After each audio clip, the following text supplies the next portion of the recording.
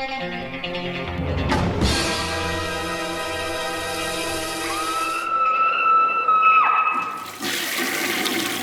guys, what's up? It is week 369. To let you guys know, I have been working on the big video essay for 1981. It's taken a long time. It's a lot of work. It's bigger than the last one. I don't know if it's going to be better. I don't know. It's up to you guys to determine. So yeah, I've tried to be more inclusive of just talking about the year and all the films as a whole. So I've been working on it. It's taken a long time. Hopefully it'll be out sometime in June, mid-June, maybe late June. But yeah, it's probably be over an hour and a half long. I don't want to release it in parts, so I'll keep you guys updated on that. So yeah, first up, let's talk about the 88 film's release of the Beauty of Beauties. And it's Han-Hsiang, the Beauty of Beauties.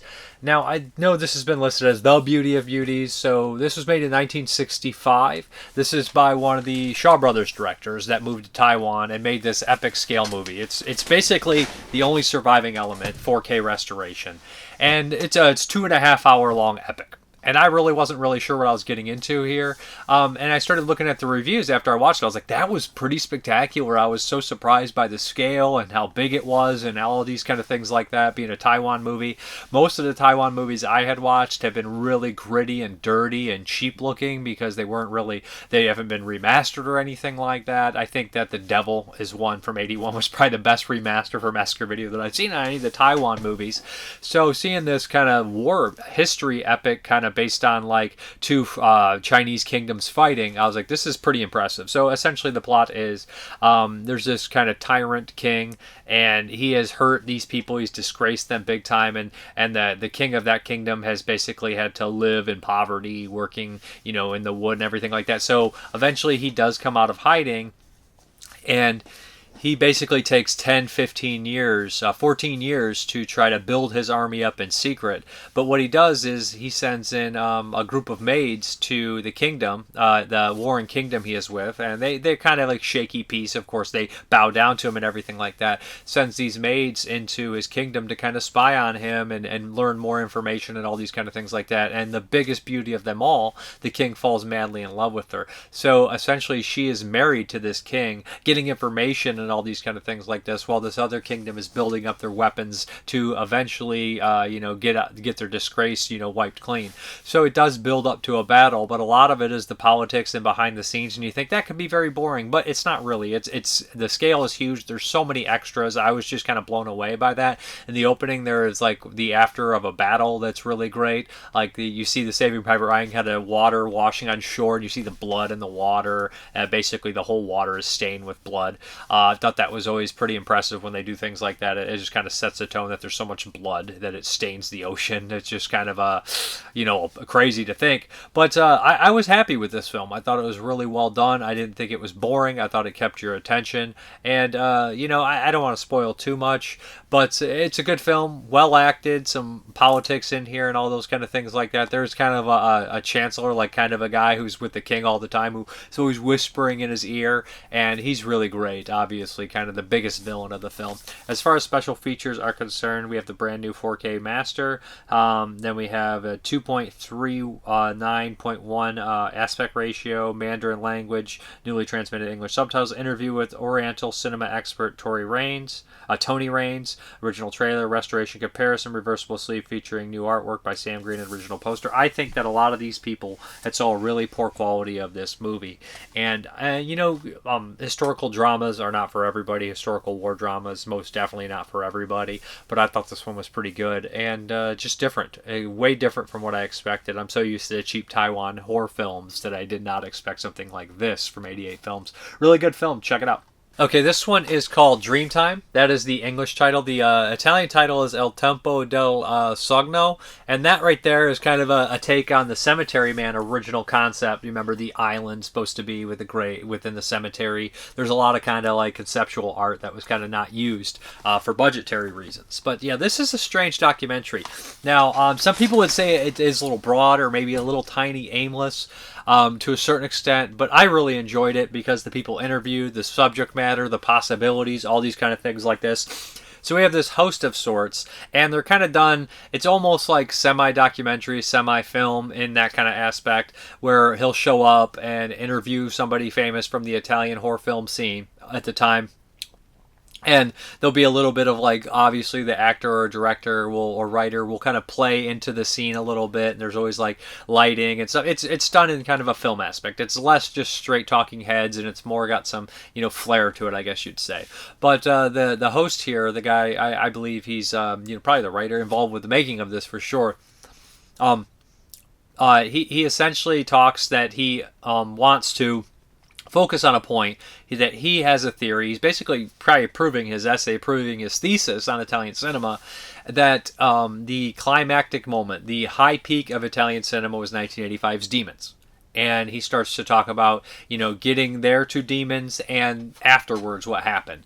And he goes in and he talks to Lamberto Bava about Demons 1 and 2 and possibly the third Demons, which would have been in print. You know how the horror in the original comes from the movie screen and the second comes from the television. The third was going to be from literature, from writing. And that reminds me of In the Mouth of Madness, to be honest. Mass hysteria through the works of an author. And when I see him, In the Mouth of Madness only gets more, it resonates more today to me because of just the insanity of everyone. But he talks to Lamberto Bava about that. He ends up talking to Simonetti from Goblin, Fabio Frizzi. He talks a lot about Fulci. He talks to certain people from certain aspects of it. He talks to Michele Soave and all these kind of people he talks to about the possibility of the Italian horror film dying at that certain time, that the last great one was, of course, Cemetery Man. They get Sergio Stivoletti in there, too, the special effects artist, who, of course, directed Wax Mask, and he worked with Dario Argento. And that's an interesting segment that when he talks to him, because, of course, that Dario and Fulci were always rivals until 1996 or so. They started putting together this Wax Max movie, and they're going to have Salvati, the cinematographer, Fulci, longtime cinematographer, DP it, and they're going to have Stivoletti do the special effects. You're going to have Argento produce it, and Fulci direct it. Unfortunately, it wasn't to be, and Fulci died. So that's where we're at, and having and then Stivoletti stepped in to direct it. So you're looking at that and having this interview, talk to him about it, and everybody has their stories about Fulci. And one of the actresses would say from Beatrice, I think, or is it a different one from Zombie 3, would talk about how Fulci could be rude and crude and on PC with his humor, but at the same time she was drawn to him because he was funny. He was the most interesting guy in the room. He was somebody that had a really, I guess they refer to it, Roman sense of humor. So like seeing, I can never get too much about Fulci, to be honest, too much information about Fulci from different perspectives. Of course, all these people who worked with him for a very long time, like Fabio Frizzi from For on the Apocalypse, all the way up until when. I can't think of the last movie he possibly did for him. I know he worked all the way into the 80s with The Beyond and stuff, but I'm sure it was even past that.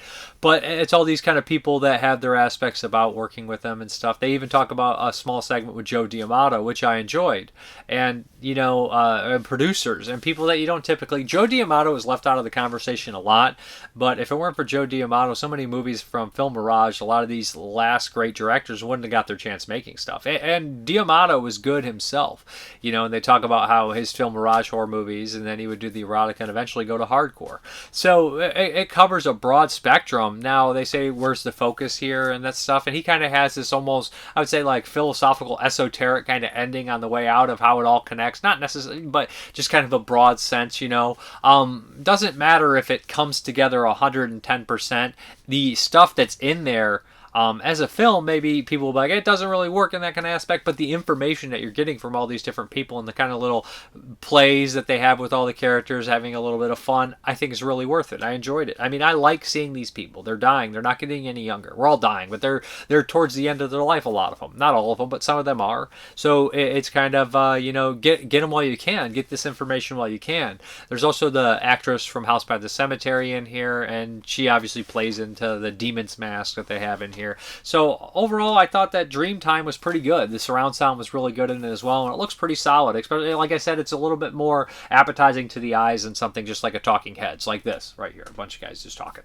But so as far as the special features are concerned, we have an interview with David Pulci, and I believe that is essentially the writer and the star of it, the guy who goes around interviewing everyone. In-depth study of Federico Frucciani And the people that pop up in here, of course, we have the writer, and then we have one of Argento's daughters, not Aja, Lamberto Bava, Silvia Contini, Luigi Cazzi, Barbara Caprinsky, I can't say her name, but she's in a slew of his movies. Franco Fernini, Fabio Frizzi, tons of people here. So I mean, like, you gotta love all these kind of people that are popping up in these movies. A different widespread of these kind of things. I enjoyed it. Dreamtime. It's region free. It's got good surround sound. If you like these, and it's just kind of. I love seeing Fabio Frizzi. Fabio Frizzi is always my favorite. He's such a cool dude, and he just picks up the guitar and he starts doing the Beyond, and I was just like, yeah, that's so cool. But yeah, anyways, it's interesting. If you love Italian cinema, I think you would want to check this out. If you don't really know, then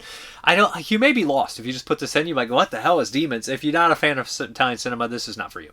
Okay, so I sometimes, like, if I have some downtime or I have a little free time in between my movie watching and I'm not feeling like watching a certain thing, I'll be like, it's time to put in something that I should have watched 10, 15, 20 years ago, and that is The Haunting of Julia from 1977. This is by the director of Brimstone and Treacle from 1982, which I really loved. Yeah, so this stars Mia Farrow and Keir Dullala from Black Christmas in 2001. I have trouble saying his name, Keir Dullala. But yeah, so Mia Farrow, of course, is in Rosemary's Baby. This is based off a book by Peter Straub, who was a very famous horror writer, often collaborated with Stephen King, now dead, R.I.P.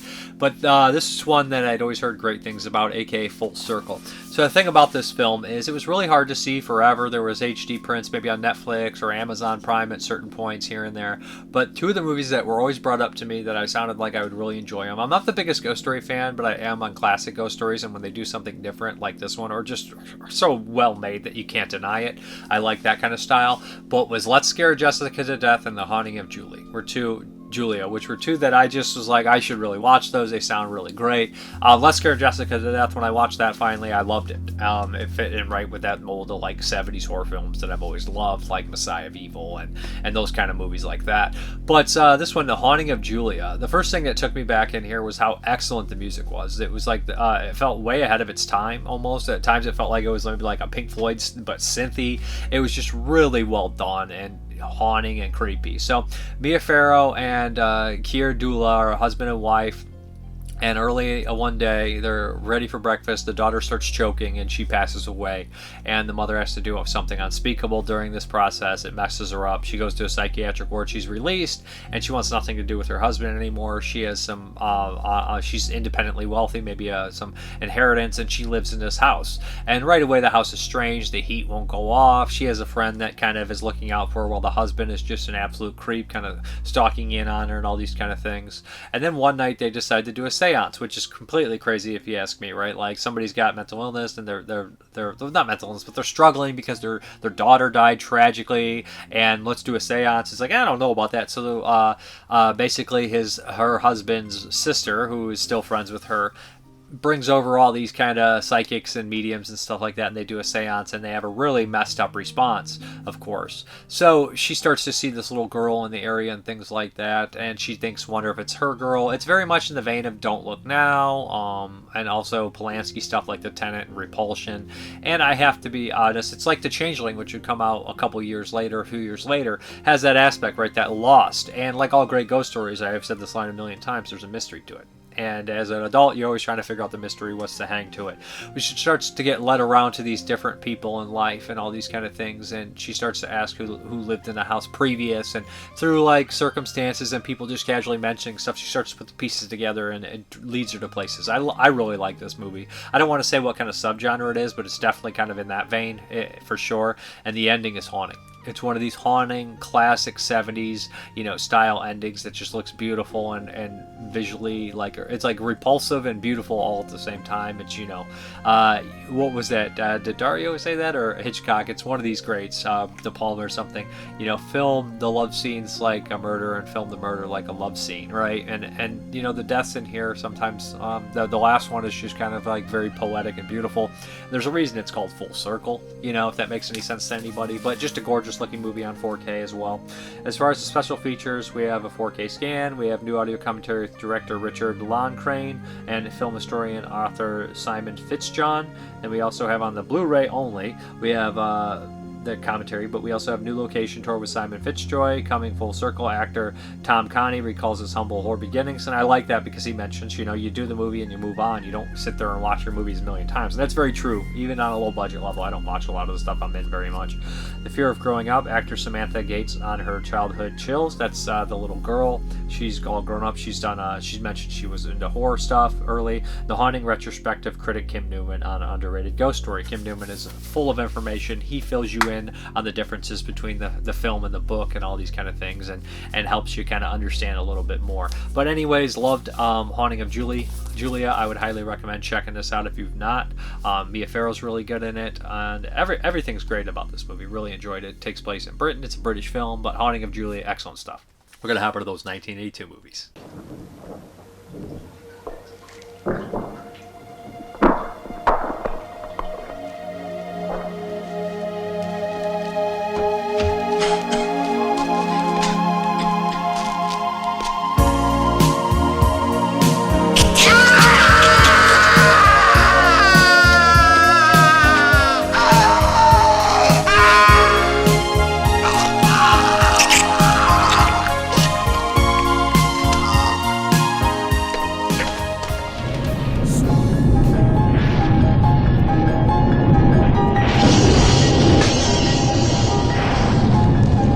I know I'm human. If you were all these things, then you just attack me right now. So some of you are still human. This thing doesn't want to show itself. It wants to hide inside an imitation. It'll fight if it has to, but it's vulnerable out in the open. If it takes us over, then it has no more enemies. Nobody left to kill it. And then it's won. You son of a bitch, you moved the cemetery, but you left the bodies, didn't you? You son of a bitch, you left the bodies and you only moved the headstones! You only moved the headstones! Why? Why? For a girl like you to come into my life, I've been waiting for a girl like you, the love that will survive. I've been waiting, someone new to make me feel alive. Yeah, waiting for a girl like you to come into my life. You bitch! You calling me a bitch!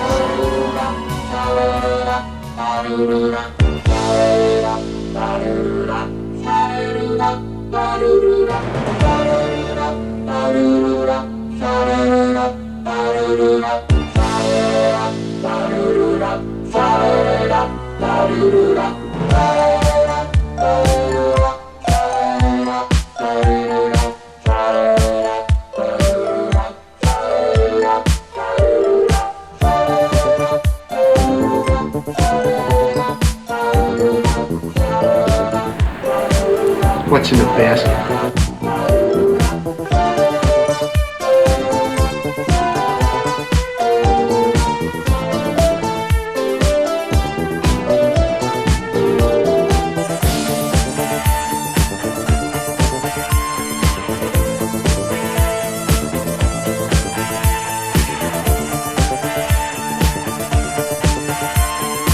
Open season!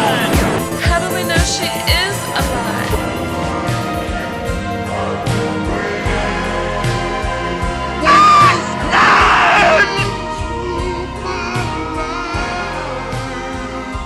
Say, please stop it. There's no more time. You've got to. Please stop it. Stop it now. Turn it off. Turn it off. Stop it. Stop it. Stop it. Stop it. Stop it. Stop it. Stop it.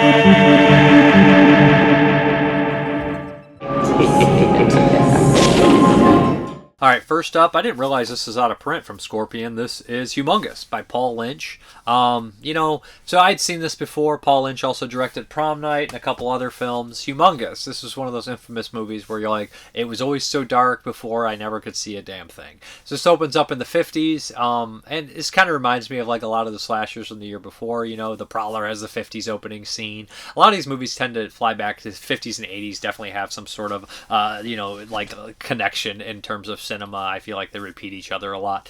But it opens up, I think, in the 60s this time, though. It's more like late 50s, early 60s, from my understanding. And there is this kind of party on this island, later named Dog Island.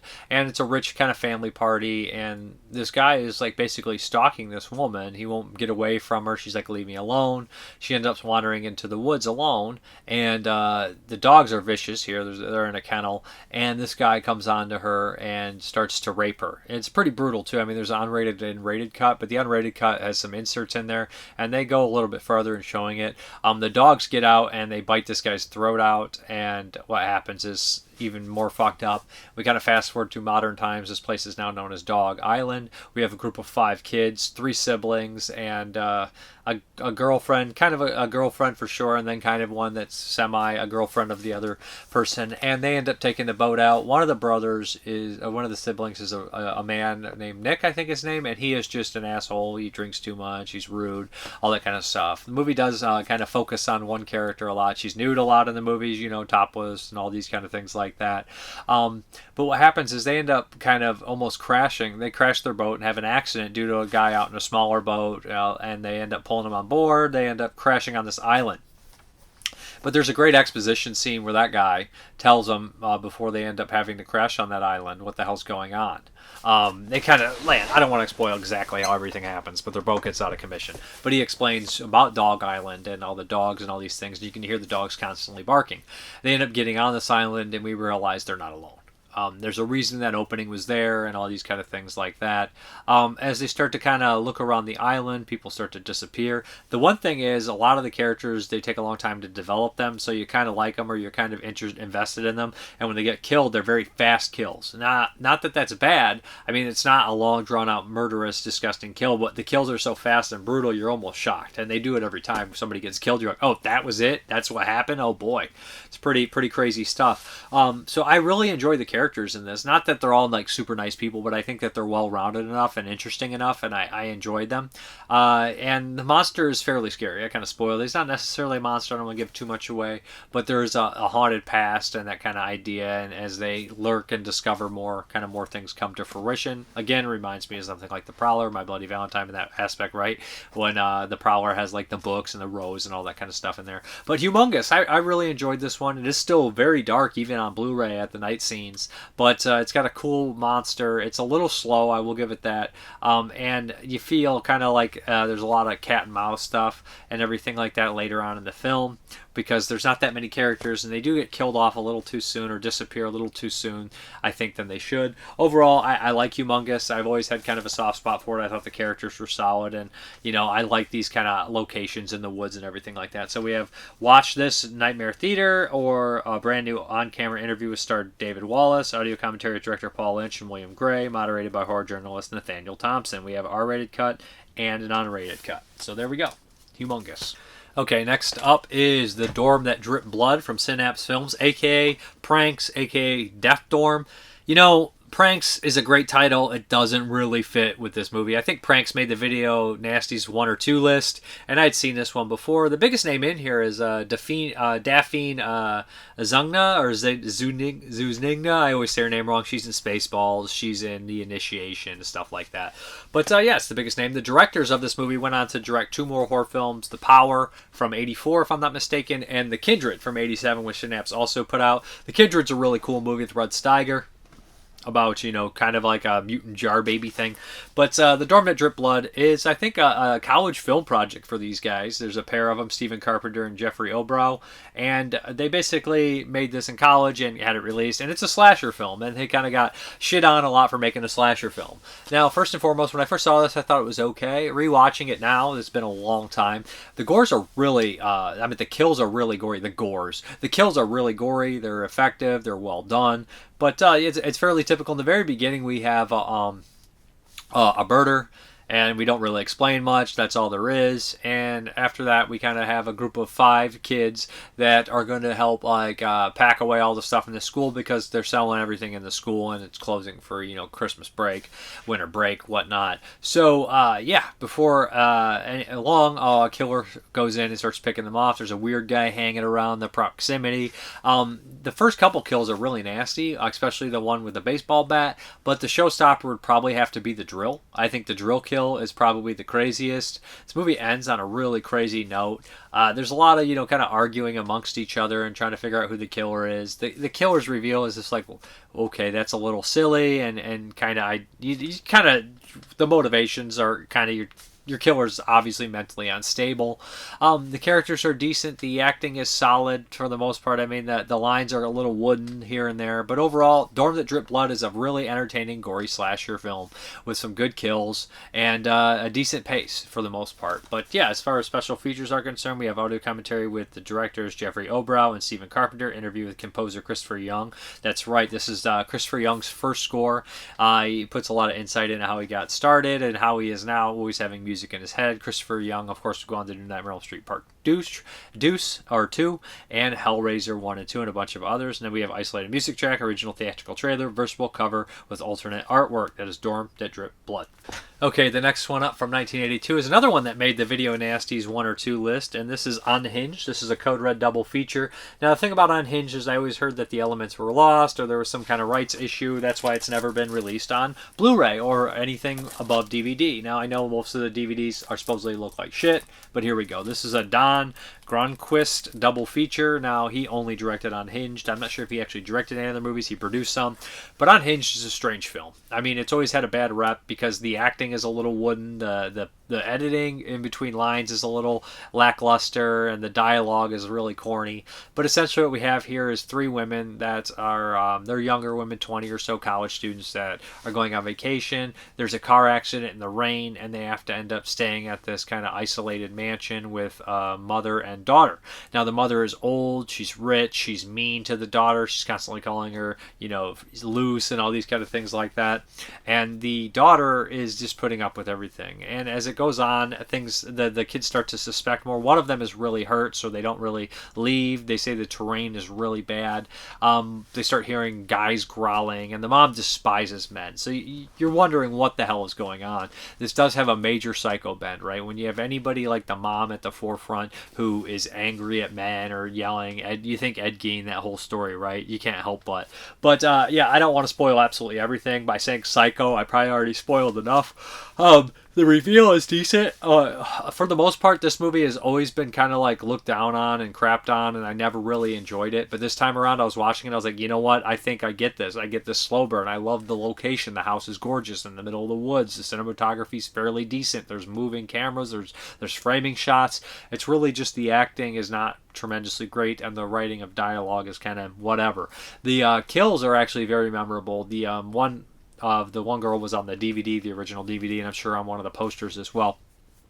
But what they do here is after somebody is killed, they kind of freeze on them, zoom in a little bit, not freeze them, but stop on them and show them. And I think that adds a bit of nihilism to the film that I think really helps with it. That is Unhinged, not to be confused with a 2017 movie with Russell Crowe as the crazy driver. But yeah, I enjoy this one. As far as the special features are concerned, we have audio commentary by director and still gallery vintage TV show interviews. There we go. Okay, the next one, I don't know exactly if it's a TV movie, but I feel like it is. This is called Deadly Sunday. This is more of a thriller exploitation style film. This is directed by Donald M. Jones, not to be confused with the other Donald Jones who directed, I think, like Girls in Chains and everything like that. I think and Love Butcher. This is another Donald Jones that directed Project Kill, I think is one he did with Leslie Nielsen, and of course he did, what is the one from 1985, Murder Lust, which I really enjoy. And that one has a star in here. The star of that one is in this one too. It took me a while to recognize it, and that's when I started putting 2 to 2 together, realized some of the actors in this were from Murder Lust. And I was like, oh, this is the same director, isn't it? Donald Jones, yeah. But this one I don't think has ever been released. I think it's just VHS and probably TV. But essentially what we have here is there's 4 criminals that have kind of taken this kind of isolated roadside diner, like place hostage, but we're kind of following this family of 4 that stops by there, and they get caught up in all this. There's a group of people caught back in the room, and it's really weird, and it's almost in a kind of clunky way that these criminals are running things. The lead criminal is the guy from Murder Lust, and he has longer hair, and he's completely a different kind of psycho. He's one that's not really calm or collected or in control. He's just kind of bonkers and weird. We have a guy who's really kind of unsure what he's doing, and then we have kind of a goon who's like in the middle a bit, and we're waiting on the 4th person to get back Jerry with the money, and then they're going to get out of there. But of course, a lot of the people don't want to do it. They're looking to fight, or they're looking to, and it starts to complicate things because one of them is a little bit nicer to the women and kids and whatnot, and this kind of upsets, and they start putting turmoil in between the 3 kidnappers and whatever the criminals. But there's a couple deaths in here, of course. Some people get shot, and at the end, they're going to stand up and fight them back. Like I said, it's more of a thriller exploitation movie. It's all right for the most part. The guy who really does steal the show is, again, the guy who Murder Lust. He's solid in this. He's weird in this. And there's a couple other decent performances. The brother from Murder Lust is also in this as kind of a really nervous person who is being held hostage. Overall, Deadly Sunday is okay. It's not perfect. It's not amazing. It's there's not really any nudity to speak of. There's almost some nudity. There's no real sex. Like I said, it has like a big TV vibe. It kind of seems drawn out at times, but in a weird way, it's realistic how like the criminals act, or how they're so they don't really want to shoot anyone, which makes sense. A lot of them don't. They don't want that murder charge on their record or association with them, but you could see that, and I feel like it's so awkward. It comes across somewhat realistic, and I think there is a realistic tinge to it. But that's Deadly Sunday. Okay, next up is Expensive Taste from 1982. Now, I believe this is possibly a Taiwan-Hong Kong co-production, and a lot of people were talking about this. My friend Art Ediger posted about this film, and I was like, what is that? Expensive Taste. Usually the Hong Kong stuff from the 70s and 80s, even some 60s and 90s, I know about. Horror or exploitation stuff I'm pretty into. So I'm like, oh yeah, I know what that is. This one I was like, I never heard of Expensive Taste. So I started looking around, and I realized it's on Internet Movie Archive. So I was like, yeah, well, I'm going to check this out. And it's 82. Perfect. And a lot of people on Letterboxd are saying it's a precursor to a lot of the really nasty Cat 3 Hong Kong movies, you know, like Untold Story, where we have this kind of character. We have a courtroom scene. He's a complete psychopath. So in the very beginning, we have this kind of weird character fucking around with cactuses, and he has all these cactuses, and he cuts himself with it. And you're like, this guy is crazy. And then we kind of are following this woman who's looking for, she's hitchhiking. She gets picked up by this kind of fancy guy, that guy, of course, in a nice car. And he wants to sleep with her, and she doesn't go for it. And he decides to rape her violently while using a cactus. He cuts her with a cactus, all sorts of weird things like that. The whole system, it all goes to court, and he's so rich, you know, he has a great, defense attorney, and this defense attorney picks her apart, embarrasses her, does all sorts of awful things. And this girl's best friend is a journalist, so this journalist is like, you know, I'm gonna ruin this guy. I'm gonna try to ruin him. I'm gonna provoke him. And of course, this causes this psychopath to go after her. And he's so used to never having repercussions because, of course, he's rich and he can buy it and he has the great lawyers. But, of course, this pits them against each other, and it's not going to end well, right? It's going to be that kind of crazy kind of Hong Kong attack. Now, I wouldn't say it's as crazy as Untold Story, but it definitely has that plot, right? We always have these courtroom scenes in Hong Kong movies. A lot of them would build up to the courtroom. If you're looking at Dr. Lamb, or it starts at a courtroom, and then we have a flashback, or Untold Story, all these kind of movies, or Daughter of Darkness. They all have courtroom scenes. They all have confession scenes or stuff like that. That's not necessarily there, but it does have that vibe, you know, of this crazy person after somebody. Love Massacre from 81 has similar vibes, another Hong Kong one. So it's definitely one of the early ones in this vein, and I thought it was really well done. I thought it was good. I like the lead actress. The villain is scary, and there's a nice little stinger at the very end as well. This is called Expensive Taste. Great title too, right? Because it's a fucking rich piece of shit guy, Expensive Taste. Would recommend if you could check it out. It's a Laserdisc grip on Internet Movie Archive. I'll send a link below in the description box, but good stuff. Don't want to spoil everything, but I would recommend it if you like these kind of Hong Kong wild films. It's not as crazy as a lot of the ones Saturday, but it's definitely a precursor, and it's interesting and cool. Good stuff. All right, we're gonna do the weekly western. Let's go.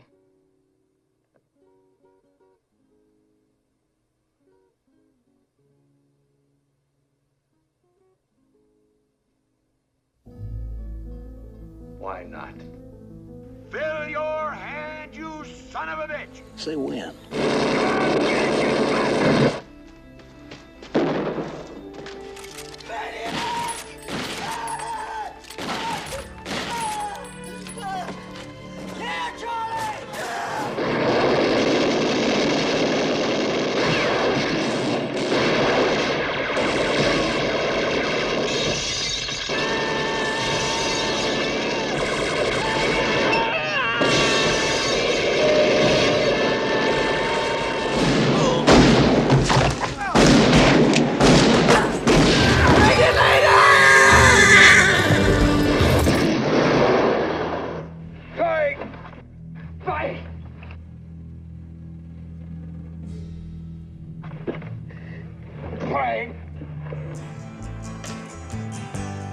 feel I'm knocking up on heaven's door.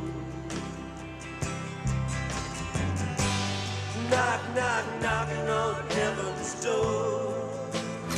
Hey, Kitty, you bastard! It's you and I!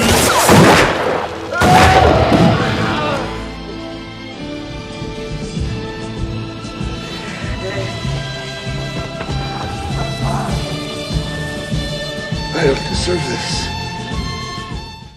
Alright, so I decided to do the Western here, and I picked up a 4K not too long ago.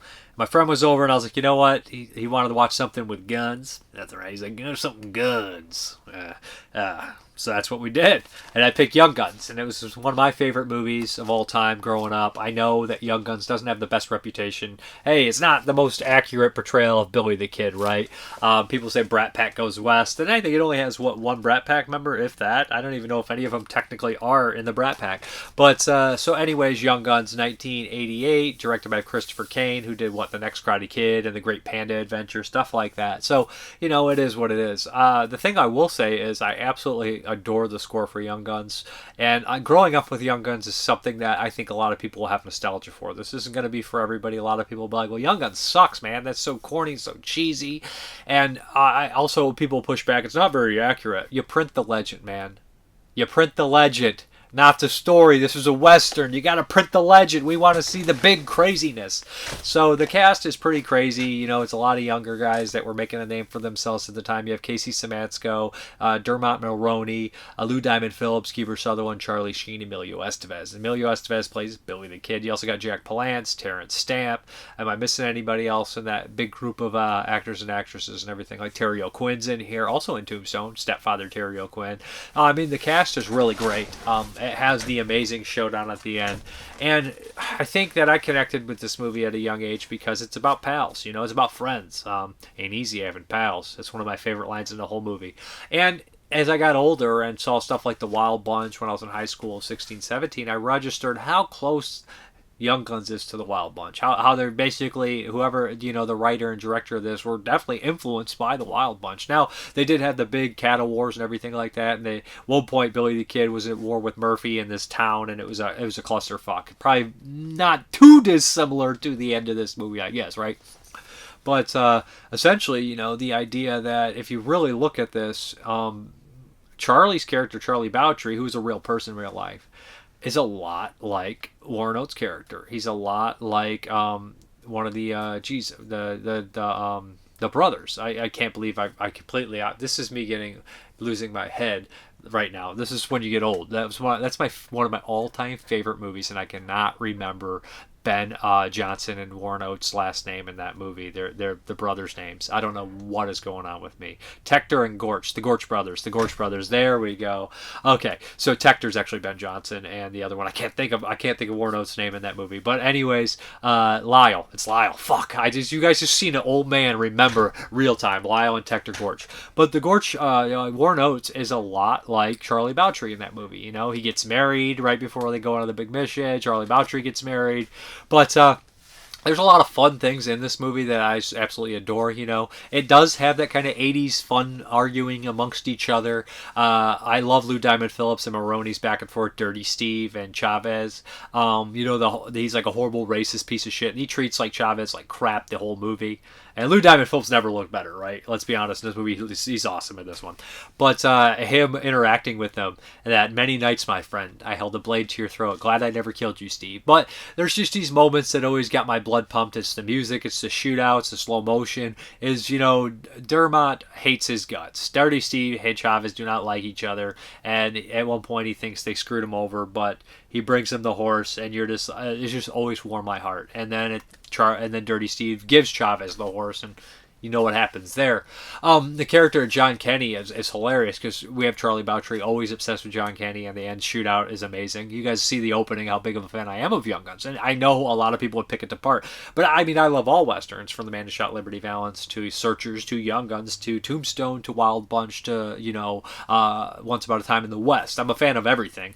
But this movie, it obviously is very 80s. It's very fun, and I do think that this is the first time watching it. I realized how guilty it is of some of the side characters overdoing their accents. Like Sheriff Brady, he's like, "You starved the beef." There's my Irish accent you guys love so much from last week. Somebody told me it sounded like it was from India. Just whatever. I won't disagree with that.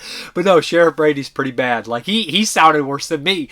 But you know how that is. Like I love the movie. There's a lot of one-liners, and I don't think the portrayal of Billy the Kid is too inaccurate. You know, he was a fucking maniac as Emilio Estevez in this movie.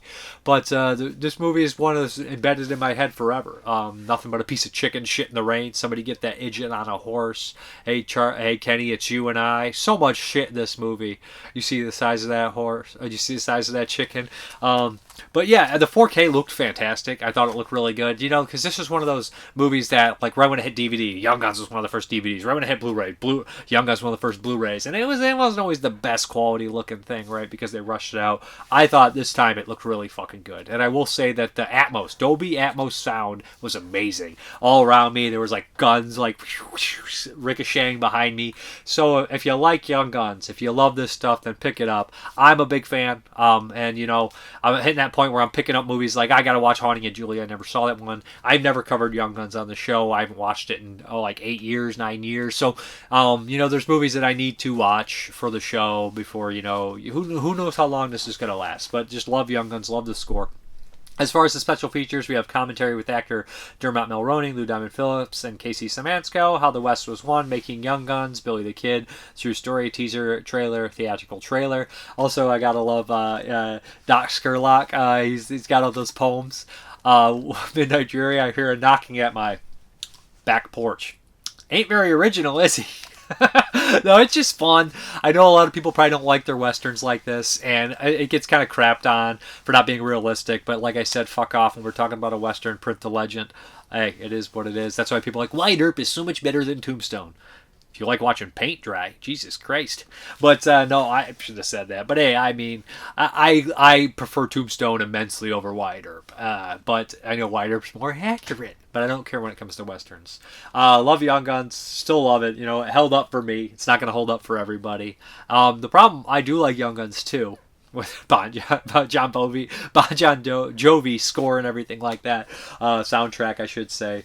But my two favorite characters aren't in Young Guns 2 for obvious reasons. So yeah, anyways, love Jack Palance too.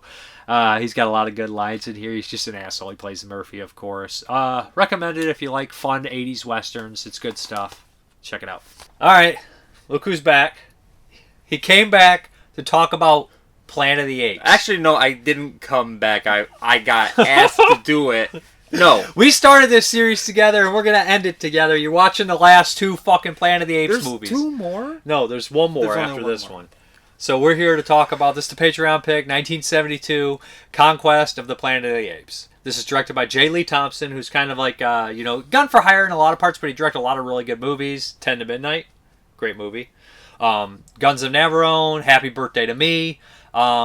He's just an awesome director. He's did several movies, a lot of Bronson stuff. So yeah, 1972. The Planet of the Apes movies are completely bonkers, weird sci-fi. Roddy McDowall's back, but this time he plays Caesar. He wasn't in the second one. I think is the only one Roddy McDowall wasn't in. So yeah, it's got a lot of familiar kind of like actors that pop up in British stuff and whatnot. It's got the guy from, what was that, Saturday the 14th? Terrible movie. But yeah, here we go. Conquest of the Planet of the Apes picks up where Escape from the Planet of the Apes left off. And Roddy McDowall wasn't in the third one. He wasn't in one of them. I think it was the second one. I can't remember. I think it was the second one. Yeah, they were. Okay. I think he came back. I think Zero was played by Kim Hunter, and then he came back for the third one because he realized that the series was good. Right. Or interesting enough. I don't know why he didn't come back for part 2.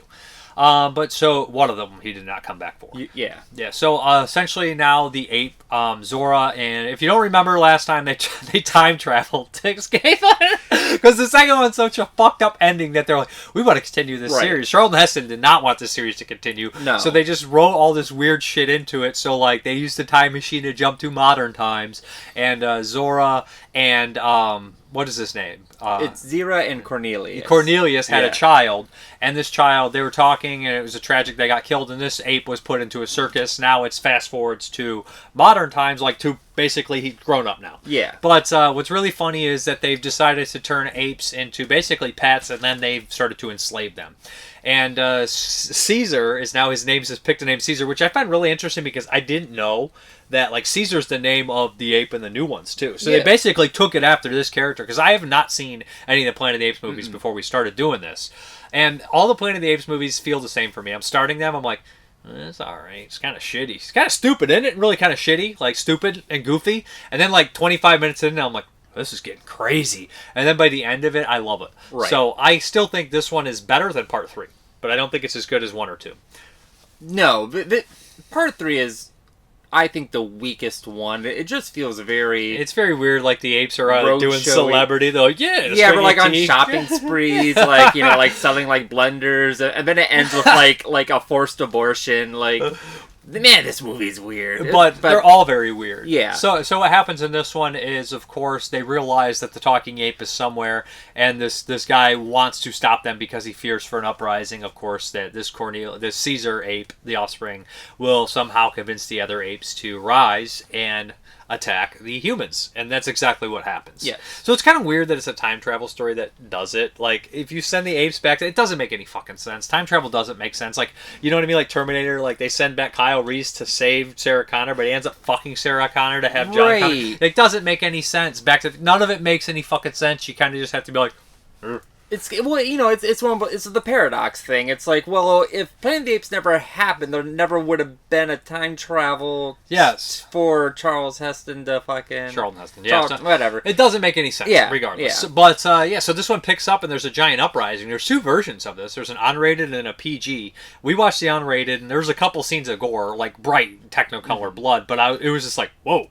Right. I find it absolutely hilarious that all the apes in the movie, like, they're like, those are apes. They're just regular apes. It's like they're just guys in suits, and the apes progressively look cheaper and cheaper as the movies go on. Oh yeah, absolutely. Like the first one, like I feel like the mask is actually grafted to like the. It was like Rick the Baker. actors. It had to be, right? Yeah, and but like by this one they're just like straight rubber masks, but some of them still look good. Like I think they tried for Caesar, and he might be the one that they really tried to make the mask more expressive. The first one can't be Rick Baker. It's too early. I think so. Maybe it's Dick Smith. I don't know, because I think Rick Baker's first movie is Octoman, where he did effects on, and I think that's got to be like early 70s. I don't know. But regardless, I enjoyed this one, and the end stuff is pretty bonkers, pretty crazy. And the Planet of the Apes movies all are PG or G rated, but they always have really dark, twisted shit in there. Like, I feel like sci-fi used to be able to get away with something because they were saying something important and like poignant. Now, like, nowadays, like, if you just have a fart or a cigarette in a movie, it's like, that's an R-rated movie.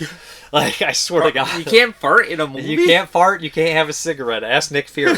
But, so what'd you think as a whole? On the whole, like, this one is probably my 3rd favorite of the ones we've watched. I really like 1. 1 is a classic. I like 2 the most. 2 just blew my mind. I would never stop gushing over number 2. 2's weird. Yeah, 3 is ultimately kind of weak, and honestly, I could probably do without it. This one's okay. This one has a great first act. Actually, most of it's really great. I'd say towards like the final act, it did lose interest in me. But it's like it's the uprising stuff, and it's just like a solid like 10-minute action scene. And I wonder if the PG version is shorter because It there's must like be. added violence in here, Right. but it seems to go on forever. I like that stuff. It's just chaotic, like just apes charging at people, and like because the people are horrible in it. They treat the apes like slaves. They beat them. And you want them to die. And it's like it's not allegory for like race and things of course, like that. no doubt. And then there's of course that African American character who's sympathetic towards the apes and Right. stuff like that, which makes a lot of sense. And I love like you'll see like a chimpanzee and the gorillas are the typical ones, but then every once in a while there's just like an orangutan, and they're just I can't stress enough how poor some of these background suits look. I mean, it's like the Monster Club, where you're like, Right. are these supposed to be guys in masks acting like monsters, or are they supposed to be monsters? Like, that's what, like, you hit that point. Like, when you watch Night Killer by Claudio Fragazzo, like, you're so used to cheap Italian movies by the late 80s that you're like, is he a killer wearing the mask? Or is that supposed to be the monster? Like, is he a monster? That's like when you start to get to that point. maybe we all wear masks or something. I don't know.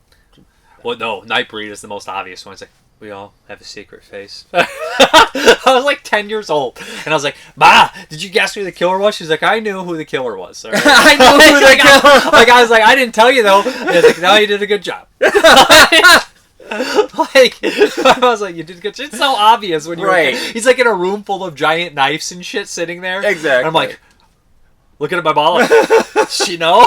But Come on. I didn't know. You get like the music cue and everything. It's like, brrr. Yeah, he's all shifty-eyed in the corner. How would they know the dog was evil, Homer? They'd have shifty eyes. But I feel like we're not talking about this enough. I think it's well directed. It's well acted for the most part. A lot of good actors. No real standout actors to where you're like, oh, that's so and so. I mean, they're all good, solid character actors or working actors. There's no big stars in it. But for the most part, like, I don't even remember who played the bad guy, but you're happy when they bite it. Like, they're just slimy fucks. He's good. He's got He's like a Nazi type. He looks like he would be in the Death Star or something in Star Wars A New Hope or Return of the Jedi. He's a Death Star guy. Yeah. I mean, Imperial because Commander. he's like the head of like the police people. Is he the mayor? I think he might be the mayor. But yeah, they have like the police force, if you will, and it's just very much like Nazi regalia when they're walking on platforms yelling at the apes. And he's all right, pretty good. Towards the end, there's some exchange with him and the one guy, and it's pretty nice. The funniest part was when like they're having like there's a big like ruha or like to do outside, and like they're talking about something, and like Caesar can't keep his mouth shut, and he says something like, "That's bullshit." And then they're like, "Who said that? Who said that?" And he's like, "It was me." And they're like, "It wasn't you. It was that ape." Like, everyone just assumes it was the ape because we had two talking apes like 15 years ago. Like, I think if that happened 15 years ago, people would just like stop accepting his reality. They would be like, that was a fluke. That was a fake. I don't think that they would continue. But it's so weird that seeing the apes on there made them like so scared of like love apes to make them pets, but then enslave them eventually. Like they're having them like, it reminds me of the Simpsons gag. Remember they have all the chimpanzees typing and Burns picks up the things. It was the worst of times. It was it say burst of times or something like that? Like, Doesn't he hit him? He does. It's essentially that into an hour and a half movie. I love that the runtime's short. Like, it is a short runtime. The way that it's explained in the movie why they had the apes, it's like a plague game from space and like killed all the other animals. Like there's no dogs or cats. There's like a statue of them in a park, and it's like, well, so we just, primates were the only animals that were left, and so we just took. But like, why would you take like a chimp or a gorilla? Like, I feel like orangutan. Like you take just take one of them little spider. Yeah, one of them will they'll bite off your fingers or something. Do they still have parakeets? I mean, I don't, fish. Maybe not. Like the thing, like hamsters, iguanas. But it's funny, like.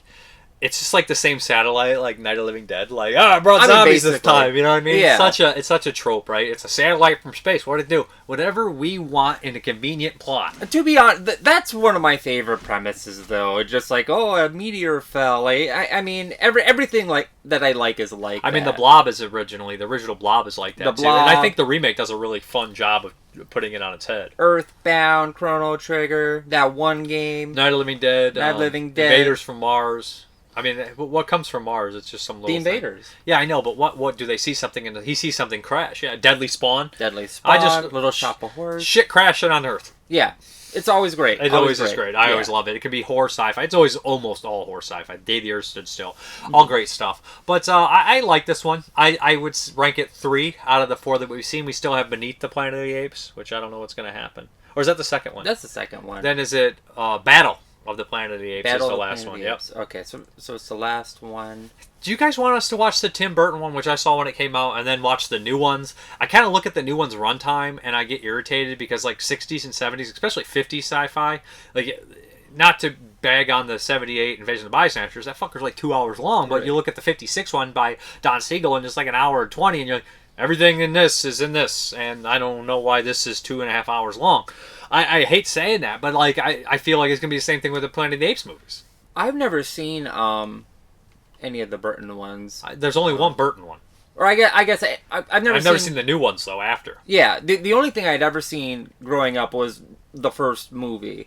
So just recently, just watching 2 through or this original, like this is all new to me. Like I didn't know, and even watching as a kid, I didn't know that.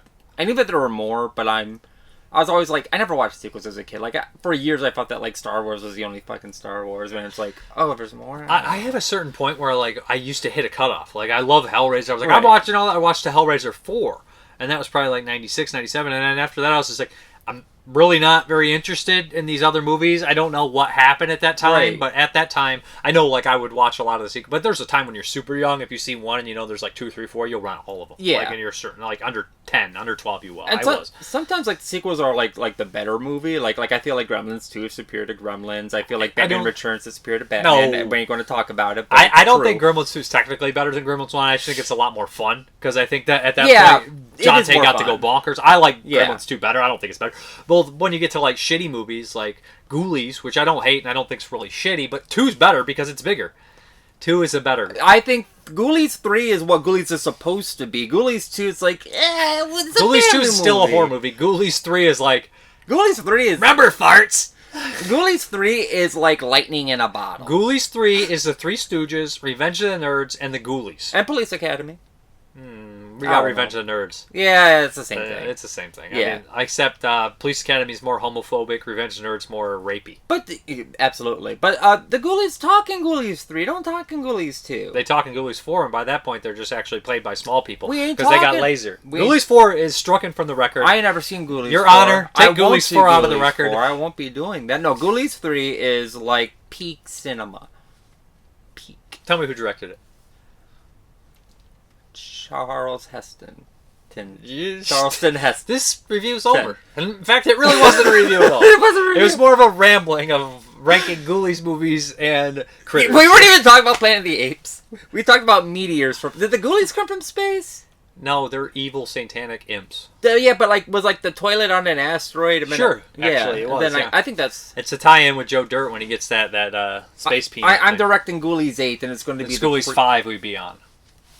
And it'd be called Minor I Inconveniences. think they got like 6 or 7 Ghoulies. We're done. All This right. is over. All right, see ya.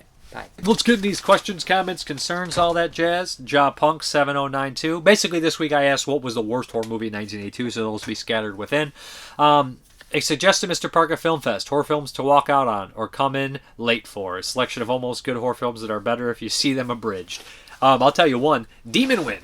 Demon Wind is the best movie to walk into. I played that at a party once that I wasn't even invited. I was just not invited, but it was like somebody else's party. I put it in there. People were walking by like, what the fuck is this? Like they're instantly intrigued by Demon Wind. But when you try to watch the entirety of Demon Wind, you're just like, the fuck is this? That doesn't make any sense.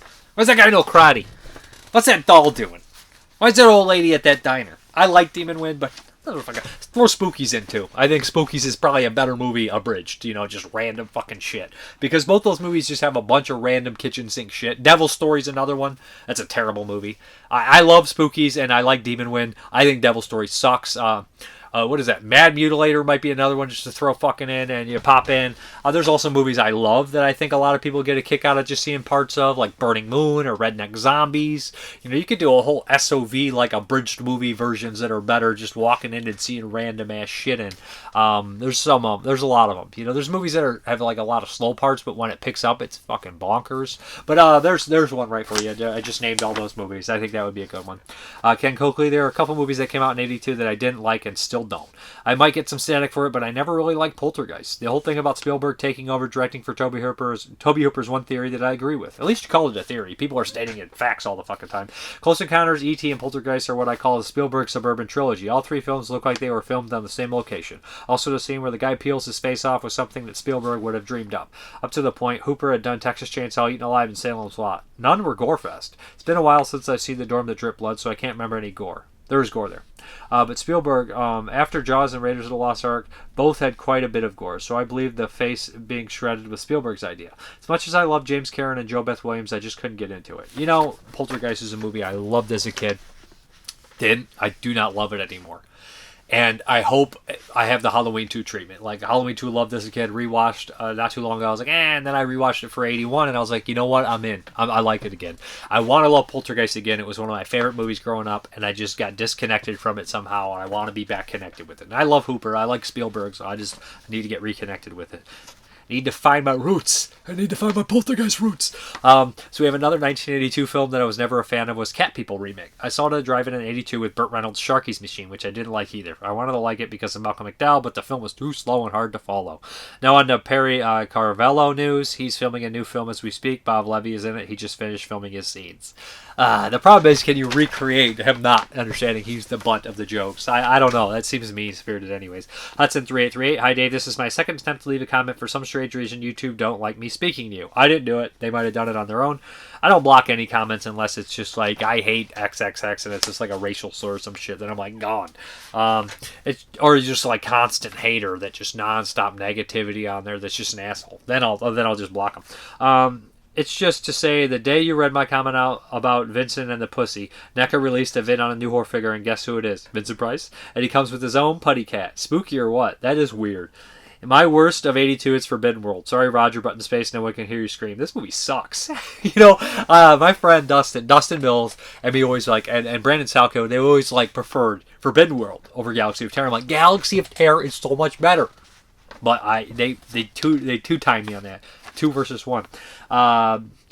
Brandon Timmons, the Shinobi series sounds great. I'm definitely intrigued. I'm sure you already have it ordered, but to be sure to check out the new Radiance announced title, Viva la Muerte. It's a very surreal and shocking film that I'm certain you will love. I'll check it out for sure. Ragnar, I noticed you'll be acquiring a lot of out-of-print Vinegar Syndrome with slipcovers. Where are you getting these at this time? You're literally holding up slipcovers that have been out of print for years. I mean, the stuff I'm reviewing, I don't always just get it and then review it. I have subscribed to Vinegar Syndrome for years, so like I get all their slips when they come out. Not a slip collector, but I keep them if I get them. I probably had it for years, so I got it right when it came out. So it's not like I'm getting it and then being like, or buying them from somebody. So I don't pay like exorbitant amounts of prices for those slips. I just get them when they come out. Derek Domino, I've seen a few people talk about Mute Witness in the last week. I may have to check this out. It sounds like something I would like. Kit Talks. Even though it was released in 79, I'd like to suggest that Satan's War is the worst horror film of 82. It just took that long to dissipate. Grateful Black, Shinobi, classic ninja series. ABBA 96. For me, the most boring horror film 82 must be Lucio Fulci's Manhattan Baby. This movie was a slow burner and could easily have been made for TV at the time. Manhattan Baby was one that I never loved. I'm hoping I like it when I rewatch.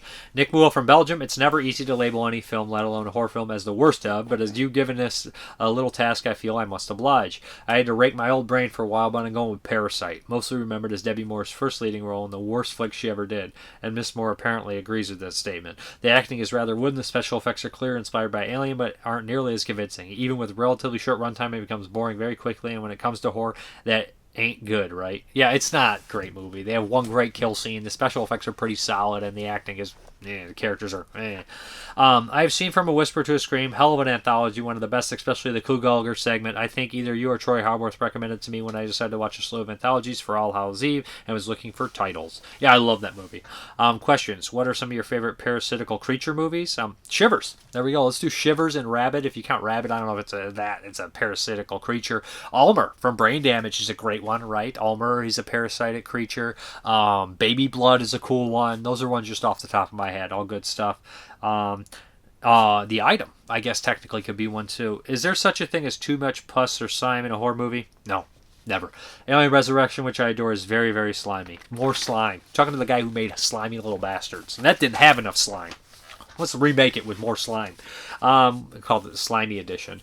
Would you recommend Lucio Fulci's Manhattan Baby? Critics seem very divided on this one. Still, it features many things I feel enjoy. Egypt, cursed amulets, creepy old biddies. Now, it is a slow. I don't remember loving it, but I would give it a chance on your own accord. Of course, it was made in a crazy heyday of Fulci stuff. So 80 was Contraband and City of the Living Dead. 81 was Black Cat, Beyond, and House by the Cemetery. 82 was New York Ripper, and then we have Manhattan Baby. It's not up to snuff with those other films. So it gets a lot of slack for it, but, I'm guilty of it as well. I just don't know if I'll still like it.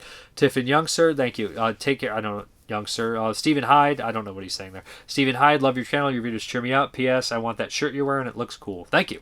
Awaken Lightning, love what you do, man. Whore forever. Thank you.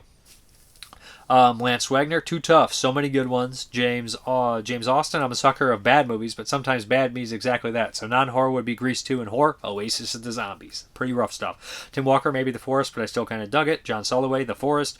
Warren Stewart, Money. Was Possession 82? No, it's 81. Then he replies with Humanoids from the Deep, which is 80. Then he finally says Slumber Party Massacre. Gavin Pitts, all those movies I like, so I'm like, yeah. Gavin Pitts, James Cameron's first film, still way better than Way of Water. Piranha 2, The Spawning. Yeah, gotta love that. Where's the third page of this? Oh, I gotta get my third page out of here. Here we go. Jason Lindbergh, Boarding House. Richard Glenn Schmidt, for me, it's interminable crap, Curses of Screaming Dead. Tim Walker, that does look terrible. I believe the alternate title is Cannibal Confederates or something like that. He's like, yep. And he reviewed it, the Vinegar Syndrome release with Night of Horror on his website. So check it out, EuroCultAV.com. David Garrett Jr., I think of all that I've seen, even though I don't hate it, my lowest is Oasis of the Zombies. Richard Glenn Smith, which I perversely love. Favorite movie to nap to. Wayne Hardgraves, I tried to like this, but just can't. Ghost Dance, same. Corey Eanes, Blood Song. For me, it's just too unforgivable. Sin of boredom throughout. Sean Donahue, E.T., Alan Rowe Kelly, Q. Ben Wasden, Q the Winged Serpent, Derek Davis, Hospital Massacre, 81, I believe, Glenn Smith. I love this one. Better get out of here, kid, or you'll get yourself deloused. Classic. Ian Urza, Trick or Treats, though if Invaders of Lost Gold is horror, that's a close second. Those are good choices. Richard Glenn Smith, oh man, I absolutely love Trick or Treats. Trick or Treats is so fucking stupid. I think it's a great group movie. It's just really bad by yourself. John Taylor, some wacky Halloween fun, he agrees, and he puts Death Screams. John Taylor says Death Screams is pretty bad, but I still love it. I love the ending is that. It's like, why? The sheriff's like, I don't know. Oh, he's all lazy. Isn't he the guy from Day of Judgment? I think it is him. Cody Coleman, E.T. Guys, we all know E.T.'s not a horror film. It is an action film. I'm just kidding. James Austin, how could I forget the Incubus? 81 as well, I think. Liked Incubus. Stephen Byro, I do not pay attention to years, man. Well, I do, because I like it, and I'm crazy. So let's get into the Patreon picks here. We're going to pick some before we hop into the update. Got 5 movies coming out. What do we got? I'm kind of excited to see what we're going to get. First one, ooh, Jonathan Wilhelm, Blazing Saddles. Been years since I've seen Blazing Saddles. You know, I don't think I have that. I was going to buy that Mel Brooks set here and there a bunch of times, and I never did. So we have A Christmas Carol with George C. Scott, and this is by Eau Claire. So I'm watching A Christmas Carol in May, or June. It'll be June. That's great. Number 3. What is this? Nick Mua, Ride with the Devil. I don't know that one. I'll have to look that up. I don't remember which one it is. Number 4. Nick Mua again. Hellbent. That's the gay-oriented slasher from the early 2000s, early mid-2000s. And one more. What did I got? 5 here? No, I think... What do I got? Yeah, one more. Let's make it a good one. Ooh, Tyler Tadeo, The Cook, The Thief, His Wife, and Her Lover. Peter Greenaway, great movie. I don't think I've reviewed that on here, but excellent film. I think I have a Blu-ray somewhere. I was hoping that Severin would put that one out. It's a great movie. But, yeah, we're going to get to this update. All right, let's get into this update. First up is Invasion U.S.A. with Chuck Norris from Vinegar Syndrome. This is a 4K. Absolutely bonkers movie by Joe Zito, director of The Prowler, Friday the 13th, Part 4. Yeah, look forward to watching this in 4K. Just watched this for the first time not too long ago. I don't know why, but Vinegar Syndrome, I'm a subscriber, and they send all the subscriber stuff right away. And then all the other stuff that I picked up, like the partner labels and the Vinegar Syndrome archives, they don't send. So I'm like... And then I usually message them, and then they send it. So I don't know what's going on. It's like the last 3 months they've done that. Not that it's a big deal. I just want to know if it's normal. Then we have Criminally Insane, 250 Pounds of Maniacal Fury. Yeah, this is what's the director's name of this? Satan's Black Wedding, A Blood Marriage. Both these movies are in here. You know, I've never seen any of this guy's movies. He also did Death Nurse 1 and 2, I believe. Did he also do Crazy Fat Ethel? Is that him? But, yeah, I can't think of Nick Mallard is the guy's name, I think.